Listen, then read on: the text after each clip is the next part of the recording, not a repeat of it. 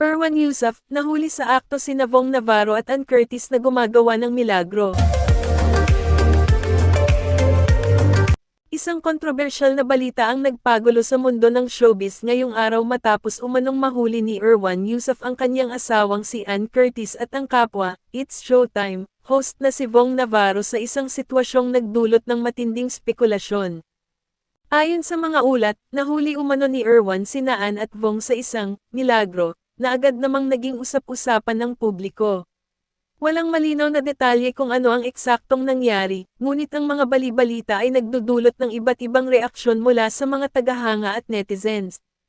Si Erwan, na kilala bilang isang pribadong indibidwal at hindi mahilig sa showbiz drama, ay nanatiling tahimik hinggil sa isyong ito. Samantala, si Ann Curtis ay wala ring inilabas na pahayag upang linawin ang mga paratang. Sa kabila ng mga malisyosong tsismis, maraming tagahanga ang nagtatanggol sa mag-asawang Erwan at Ann, sinasabing malapit na kaibigan lamang talaga ni Ann at Vong at wala itong dapat ipag-alala. Ang kanilang samahan ay bunga ng maraming taon ng pagkakaibigan sa loob at labas ng kanilang trabaho.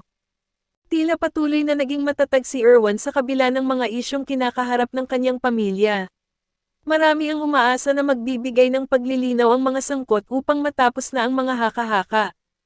Hanggang sa ngayon, ang publiko ay nananatiling nakaabang sa anumang opisyal na pahayag mula kina Ann, Vong, at Erwan upang matudukan na ang kontrobersyang ito.